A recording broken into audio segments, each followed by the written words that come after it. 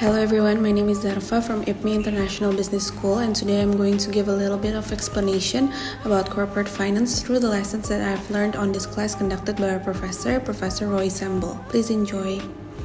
This corporate finance class is taught by our professor, Professor Insinyur Roy H. M. Sembel, MBA, PhD, CSA, CIB, and during this class we are expected to make mistakes. Why? Because here at IPMI we all are learning something new, and it is very okay to make mistakes in this class as long as you try harder. This was our professor's motto every day.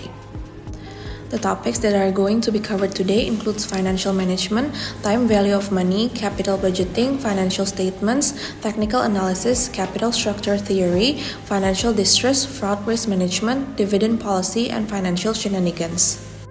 Financial management is the proper orchestration of financial resources, both internal and external way, to create significant and sustainable value creation for a certain company. There are four main goals of financial management, including basic, operational, social, and research objectives. Basic objectives covers profit and wealth and maximization to obtain a significant and sustainable value creation. Financial management covers capital structure, working capital management, asset structure, revenue management, cost management, managing the 5 principles of cash management, growth management, and risk management to manage risk appetite.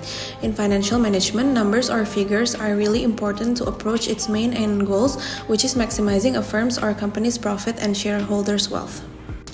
The principal agent problem is issued by conflict of interest, asymmetric info, and moral hazard resulting to an adverse selection, where bad aspects drives out the good aspect. So resulting market will only have bad money because the good money is already used and used.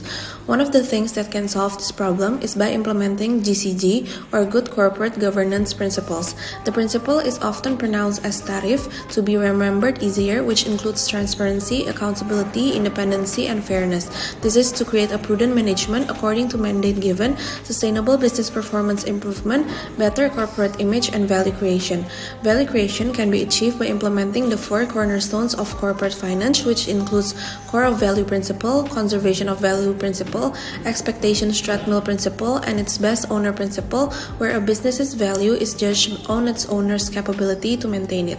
Okay, next we're going to discuss about time value of money. So there are 2 ways to count the time value of money, which is compounding and discounting. Compounding is translating 100,000 rupiah today into its equivalent in the future, while discounting is translating 100,000 rupiah in the future into its equivalent today. So people tend to underestimate the positive impact of long-term investment because it often gives a small return on the short term, but big return on the long term. So analysts are always suggesting people to invest early. An easy method to predict our investment value in the future is by using the rule of 72. By using this method, we can predict when will our investment value double by dividing our compound or interest rate with 72. For example, it will take 6 years for an initial investment value of $5,000 to double with a compound or interest rate of 12% per year. So moving on to capital budgeting. Capital budgeting is a process used for investment in long-term assets of a firm or a company. When investing on a company, 4 things that we might need to consider are its number of payback period, net present value, profitability index, and internal rate of return. Payback period can determine the year count to cover the initial investments, where the lower number of year, the better it is. Net present value presents value of all cash flows a company or firm has, where a value above 0 is more likely. Profitability index measures the attractiveness of a project or investment, where a number above 1 is accepted and a number below 1 is rejected, while internal rate of return shows the return on investments for a capital project. IRR is accepted if the value is bigger than the required rate of return. Upon those 4 objectives, the first thing to consider when looking into a company's report is its net present value. The NPV is more conservative as it takes into account all cash flows and discounts its using realistic rate, and it also can predict value of future investment from current value. A way to understand a firm's or a company's health is through its financial statement. Company often publishes their annual report online so people can see it. To know if a company is healthy or not, we can see its risk or return through a few aspects. To see a company's profitability, we can see it through its return on asset and return on equity value, its liquidity through current and quick ratio, its activity through total asset turnover and total finance asset turnover, its leverage through debt to asset and debt to equity ratio, and its market ratio that will show its risk and return through the number of dividend yield, price earning ratio, and also market to book ratio. By knowing these aspects, we can predict how will the company move in the future and to know how valuable the company is. Other than through its financial statement, we can also know the future and valuability of a company through its stock price. After reading the stock chart, we can better determine the future price of a stock price a company may offer to us, whether the price will increase or decrease in the near future. The stock price moves in trends and history tends to repeat itself. That's why we can predict the future stock price. The stock chart can be presented in different representation, from line, bar, volume bar to candlestick chart. Finding the continuation patterns such as triangles, rectangles, flags and pennants, or even reversal pattern like head and shoulders, double top and bottoms, or even triple top and bottoms. This can help us know the pattern that will come in the upcoming time. Gaps upon time can also be determined whether it's a common, breakaway, measuring, or also exhaustion gap. The capital structure theory, which are used in financial management, describes an organized method of funding company operations using a mix of liabilities and equity. The capital asset pricing model, which is a combination of systematic and unsystematic risk, emphasizes risk factor in portfolio theory by analyzing risk-return implications of holding securities.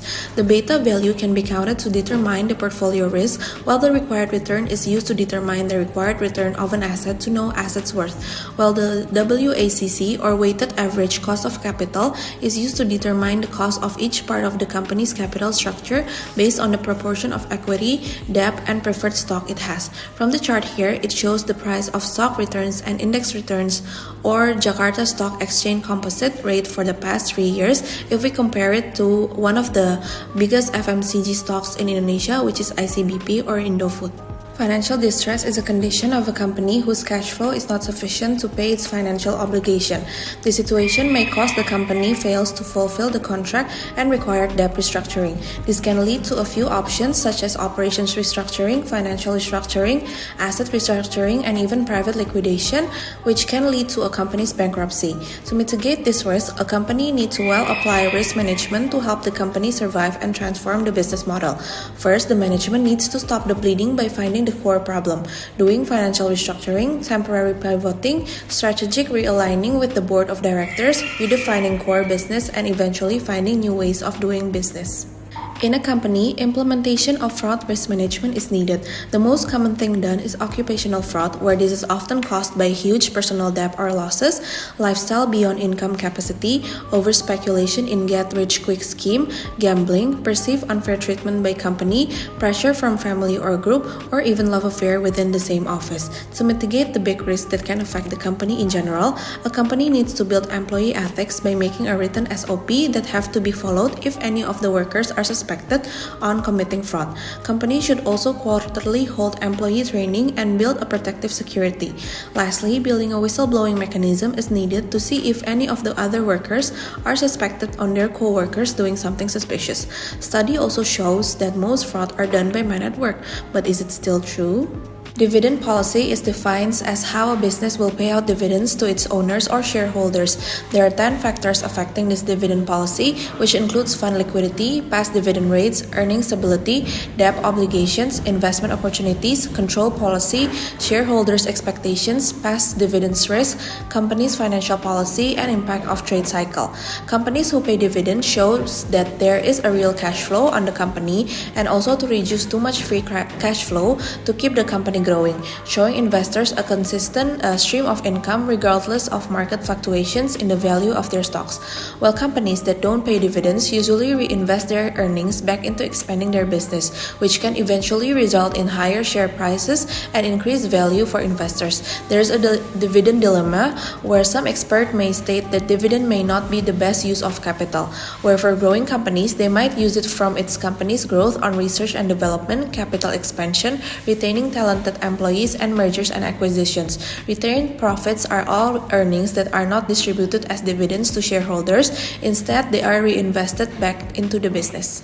Last but not least, financial shenanigans. Financial shenanigans is the manipulation of financial data or employ unethical business practices to mislead regulators, investors, or even other stakeholders.